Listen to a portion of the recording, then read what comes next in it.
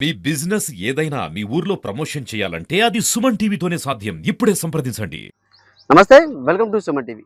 చాలామంది యువత ఇప్పుడున్న కాలంలో డిగ్రీలు, బీటెక్‌లు చేసినా కూడా ఉద్యోగం కంటే ఎక్కువ వ్యవసాయ రంగం వైపే అడుగులు వేస్తున్నారు. అలాగే ఇక్కడ అక్కెన్నపేట మండలం గోవర్ధనగిరి గ్రామానికి చెందినటువంటి ఒక యువ రైతు కూడా వ్యవసాయాన్ని చేస్తూ వ్యవసాయంలో అధిక దిగుబడులను కూడా సాధిస్తున్నాడు. అదే సుమన్ టీవీ ప్రత్యేక కథనంలో చూద్దాం.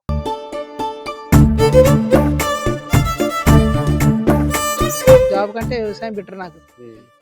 ఎవరి కింద పని చేయడం అవసరం లేకుండా మనది మనమే బాస్ అయిపోతాం. హ్మ్. మనం ఇద్దరికి చెప్పడానికి వీలుంటాయి కదా. హ్మ్. వాళ్ళు కూడా పని కల్పించినట్టు అయిపోద్దని నేను బీటెక్ చేశాను. హ్మ్. ఇక్కడనే వ్యవసాయం చేసుకుంటూ కానీ ఈ టైంలో తక్కువ నీళ్ళతో ఎక్కువ రాబడి వస్తుందని చెప్పేసి కీరా దోశ వైపు కృషి సాధించాను. కీర దోస పంట సాగులో కూడా ఒక నూతన ఒరవడిని సృష్టిస్తున్నాడు. మనతో పాటు అయితే రైతు అల్లాడి రవి అయితే ఉన్నారు. అడిగి తెలుసుకున్నాం. అంటే ఈ దోస సాగులో లాభ నష్టాలు ఎలా ఉన్నాయైతే అడిగి తెలుసుకుందాము. చెప్పండి, అంటే ఈ దోస సాగు వైపు అసలు ఈ దోస సాగు ఎందుకు చేయాలనిపించింది మీకు? ఈ ఆరుతడి పంట అనుకున్నాం. ఉమ్, తక్కువ టైంలో 2 monthsలో అయిపోద్దాం అంటే సరే ఒకసారి ట్రై చేద్దామని ఈసారి ట్రై చేసాను ఫస్ట్ టైం. ఉమ్, ఇంతకుముందు ఎప్పుడైనా పెట్టలేదు. మొక్కజొన్న వరి పెడితే నీళ్ళు ఎక్కువ కావాల్సి వస్తుంది ఈ టైంలో. ఉమ్, అందుకని ఈ టైంలో తక్కువ నీళ్ళతో ఎక్కువ రాబడి వస్తుందని చెప్పేసి ఈ కీర దోశ వైపు కృషి సాధించడం మేము. ఉమ్. ఇప్పుడు ఇది ఎన్ని రోజుల పంట, ఎన్ని రోజులకు చేతికి వస్తుంది మామూలుగా మనకి ఇది వేసిన తర్వాత? ఒక నెల రోజుల్లో పెట్టిన తర్వాత ఉమ్, నెల రోజుల తర్వాత క్రాప్ వస్తుంది మనకు. ఉమ్, 2 నెలల్లో అయిపోతుంది మొత్తం పూర్తి పంట. 2 నెలల 15 రోజులకు అయిపోద్ది పంట. ఉమ్, అందుకే ఇది పెట్టేసాం. ఉమ్. ఎన్ని ఎకరాలలో మామూలుగా మీరు సాగు చేస్తున్నారు? ఒక ఎకరంలో సాగు చేస్తున్నాను. ఉమ్, ఇప్పటి వరకు 6-7 క్రాప్లు అయిపోయింది. ఉమ్, ఏరినప్పుడల్లా ఒక 2-3 క్వింటాలు వస్తుంది. ఉమ్. లాభమే ఉంది. అంటే ఎట్లా అనిపిస్తుంది అంటే ఇప్పుడు మనకు మక్క, వరి, మొక్కజొన్న కంటే వరి కంటే కూడా ఇది ఎట్లా లాభదాయకంగా ఉందా? నీళ్ళ విషయంలో గానీ ఎట్లా ఉంది ఇది పరిస్థితి? ఈ మక్క వరి కంటే చాలా లాభంగా ఉంది ఇది. ఈ నీళ్ళ విషయంలో వరికైతే రోజు నీళ్ళు కావాల్సి వస్తుంది కదా. ఇది డే బై డే 3-4 డేస్కి ఒకసారి కట్టవలసి వస్తుంది కాబట్టి ఈజీగా సాగు చేసుకోవచ్చు ఇది. అంటే ఇప్పుడు మీరు ఏం చదువుకున్నారు అసలు? నేను బీటెక్ చేశాను. బీటెక్ అయిపోయింది. ఇక్కడనే వ్యవసాయం చేసుకుంటున్నాను. ఎందుకంటే బీటెక్ అయిపోయిన తర్వాత ఉద్యోగానికి కూడా వెళ్ళే అవకాశం ఉంటుంది కదా మరి? ఉంది కానీ నాకు నచ్చలేదు. ఇక్కడ ఇంటి దగ్గర నుండి వ్యవసాయం చేసుకొని అమ్మ నాన్న దగ్గర నుండి చూసుకుందామని ఆలోచన ఇక్కడ ఇప్పుడు ఈ వ్యవసాయంలో అంటే ఎట్లా ఉంది ఇప్పుడు లాభ నష్టాలు? కానీ ఇప్పుడు మీరు వ్యవసాయం చేస్తున్నారు. చాలా మంది ఉద్యోగం వైపు వెళ్తేనే లాభం అని అనుకుంటుంటారు కదా. ఇప్పుడు వ్యవసాయంలోకి ఉద్యోగానికి తేడా ఏంటి అసలు? వ్యవసాయంలో పెట్టుబడి ఉంటుంది. టైంకి అనేది మనకు చేతిలో ఉండవి, అవి డబ్బులు ఉండవి.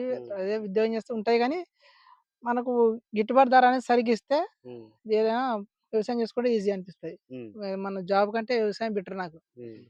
ఎవరి కింద పని చేయడం అవసరం లేకుండా మనది మనమే బాస్ అయిపోతాం. మనం ఇద్దరికి చెప్పడానికి వీలుంటాయి కదా. వాళ్ళు కూడా పని కల్పించినట్టు అయిపోద్దని ఉండేది. ఇప్పుడు ఈ కీర దోస అంటే చాలా ఆకుముడత కానీ ఇంకా ఎలాంటి ప్రాబ్లమ్స్ వస్తుంటాయి ఇందులో? ఇందులో అంత ముడితే ఉండదు. ఒక 2 సార్లు మందులు స్ప్రే చేసుకుంటే డే బై డే 4 రోజులకు ఒకసారి, 5 రోజులకు ఒకసారి 5-6 సార్లు స్ప్రే చేసుకోవాలి. మందులు వాళ్ళే ఇస్తారు, కంపెనీ వాళ్ళే ఇస్తారు. మంచి పెస్టిసైడ్ మందులు వేస్తారు ఫంగస్. ఏమంత ఇబ్బంది ఏమి ఉండదు. ఎంత అంటే ఎంత వస్తుంది మామూలుగా ఒక క్వింటాల్‌కి? ఎట్లా అంటే క్వింటాల్ లెక్క ఎంత, క్వింటాల్‌కి ఎంత ధర ఉంది మామూలుగా ఇది? ఇలా సైజులు ఉంటాయి. 3 రకాల సైజులు ఉంటాయి. ఈ 18 ఎంఎంకు 30 రూపీస్ పడుతుంది కిలోకు. 25 ఎంఎం సైజు కాయ సైజుకు 15 రూపీస్. ఇక లాస్ట్ వచ్చేసి 33 ఎంఎం ఉంటది సైజు. ఆ పెద్ద వాటికి 5 రూపీస్‌కే పడుతుందండి. మనకు చిన్న వాటి ఎక్కువ చిన్నది ఎక్కితేనే చిన్న కాయ అయితేనే మనకు లాభం బాగుంటది ఇందులో. అంటే మామూలుగా ఇప్పుడు ఇది ఏ సైజ్ కిందకి వస్తుంది? 33 ఎంఎంకి వస్తాయి. 33 5 రూపీస్ 33 ఎంఎం కింద వస్తాయి. 5 రూపీస్ పడతాయి కిలోకి అంతే. అంటే మామూలుగా ఒకసారి అంటే మనం ఏరుతున్నప్పుడు కూడా ఒక కాయ మిస్ అయినా, 2 కాయలు మిస్ అయినా కూడా అంటే ఒకటే రోజులో 2 రోజుల్లో బాగా పెద్ద అవుతుంది అంటుంటారు. అది నిజమేనా? ఒకటే డేలో పెద్దగా అయిపోతుంది. ఇది నీళ్ళ పంట కాబట్టి తొందరగా లావు అయిపోతుంది కాయ. సైజ్ పెరిగిపోతుంది. ఓవరాల్‌గా అంటే ఇప్పుడు ఈ దోస సాగు గురించి ఏం చెప్తారు? లాభమా? నష్టమా? ఈ దోసలో చాలా లాభం ఉంది.